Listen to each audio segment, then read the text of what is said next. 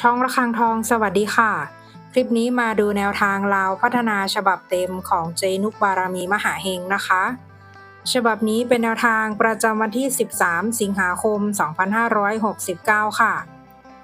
ชุดแนวทางวันนี้เจให้เด่นที่7ฟันที่7นะคะ71